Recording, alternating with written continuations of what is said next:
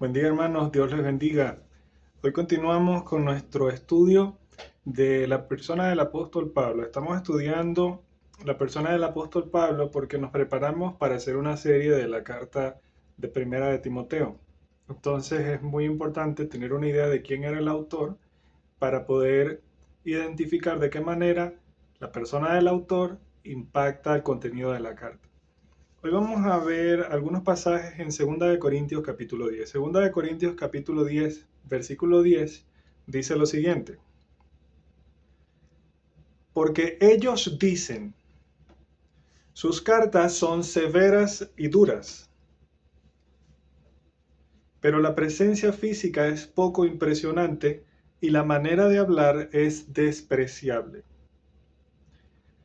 Una de las características muy llamativas de la persona del apóstol Pablo en las Escrituras es que su presencia física era poco impresionante, no era alguien con una personalidad magnética, con una gran elocuencia, no era alguien que tenía la capacidad de ser un líder nato como lo entendemos normalmente, porque no tenía las habilidades natas para, para ser ese líder. Su apariencia física era despreciable y su manera de hablar era despreciable igualmente. Era alguien que no inspiraba el deseo de seguirlo de manera natural.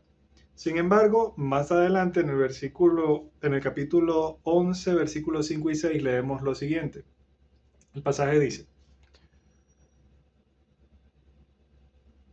yo no me considero inferior en nada a los apóstoles más eminentes. Podemos pensar en el apóstol Pedro, el apóstol Juan, etc. Porque aunque sea torpe en el hablar, no lo soy en el conocimiento. De hecho, por todos los medios se los hemos demostrado en todas las cosas. El apóstol Pablo hacía este ministerio tan importante y tan amplio y tan relevante, incluso más de mayor amplitud que el de los apóstoles más eminentes, con esas limitaciones naturales que tenía. Él no tenía una capacidad nata de una gran habilidad de comunicar. Sin embargo, él hacía el trabajo porque tenía un llamado de Dios. El llamado de Dios le hacía entender con toda claridad que igual él debía hacer esa obra, aunque no tenía las capacidades naturales para hacerlo.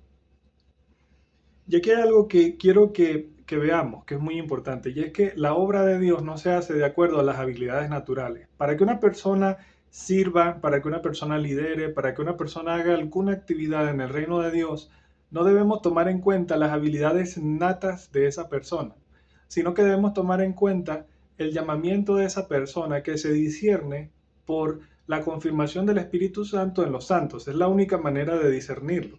Solamente los que tienen el Espíritu Santo pueden identificar, porque el Espíritu Santo les confirma, si una persona tiene los recursos espirituales para hacer una obra. Los recursos de la obra de Dios no son recursos naturales, son recursos espirituales, hablando de las acciones que hacemos para ministrar a la iglesia de Dios.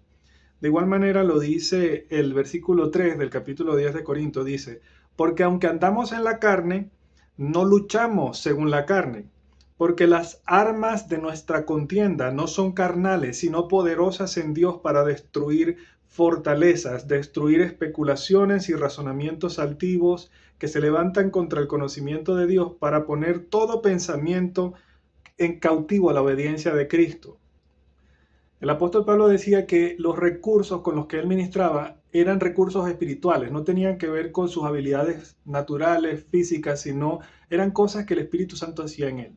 Y por lo tanto, reafirmamos esa idea que venimos trabajando de que la única forma de entender cómo podemos hacer la obra de Dios, identificar quién va a hacer acciones específicas dentro de la obra de Dios, es que la comunidad de santos, por la obra del Espíritu, confirme que una persona es llamada para esa obra. Y eso podemos verlo con mucha claridad en el libro de Gálatas. En el libro de Gálatas, capítulo 12, el apóstol Pablo dice lo siguiente: aquellos que tenían reputación de ser algo, lo que eran, nada me importa, porque Dios no hace acepción de personas. Los que tenían esa reputación no me enseñaron nada, sino al contrario, vieron que se me había encomendado el evangelio a los de la incircuncisión, así como a Pedro se le había encomendado el evangelio a la circuncisión.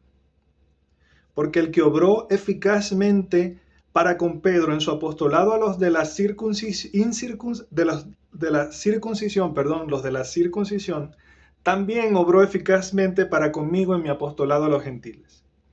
Y cuando ellos reconocieron la gracia que se me había dado, Jacobo, Pedro y Juan, que eran considerados las columnas, nos dieron a mí y a Bernabé la diestra de compañerismo para que nosotros fuéramos a los gentiles y ellos a los de la circuncisión. Noten bien cómo lo dice este pasaje. El pasaje dice que cuando Pedro, Jacobo y Juan compartieron con el apóstol Pablo, conversaron con él, hablaron sobre el evangelio, hablaron sobre el ministerio, ellos reconocieron que Dios le había dado una gracia para llevar el evangelio a los gentiles. Y es lo que venimos conversando, que la forma de entender qué personas hacen qué tareas en el reino de los cielos es cuando la comunidad de santos reunida puede validar esta obra, este ministerio en la vida de una persona. El Espíritu Santo confirma en los santos el llamamiento de otra persona.